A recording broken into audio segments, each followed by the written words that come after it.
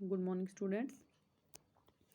Today हम अपनी class पढ़ रहे हैं, ये 4th की है इंग्लिश। The naughty boy. हमने पढ़ा था कि एक नॉटी बॉय था, वो स्कॉटलैंड गया।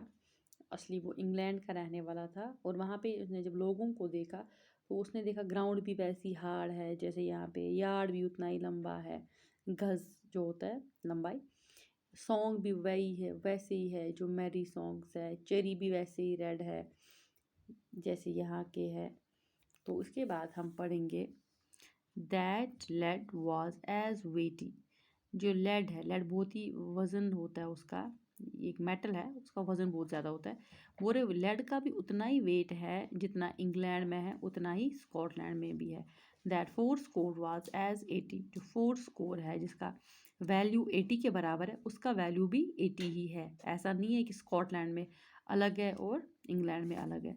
That door was as wooden as in England. बोले जो डोर है, दरवाजे हैं, वो भी वैसे ही वुडन के हैं, वैसे ही लकड़ी के हैं जैसे कि इंग्लैंड में है, वैसे ही स्कॉटलैंड में भी है।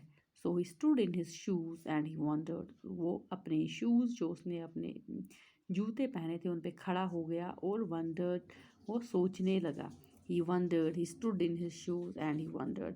और वो बहुत देर तक सोच रहा था, वंडर कर रहा था कि जो चीज़ वहाँ पे थी सेम मुझे यहाँ पे भी थी, वैसे ही लोग थे, वैसा ही गाना, सब कुछ सेम था जैसा वहाँ पे थे। और जो पोइम थी ये किसने लिखी है? ये जॉन कीट्स ने लिखी है।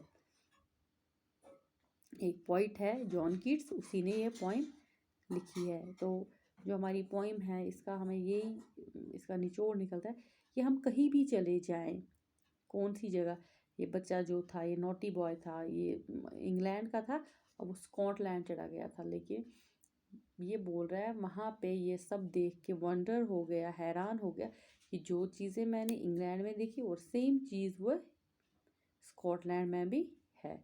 और जो रेस्ट है वो कल पढ़ेंगे। Okay, thank you.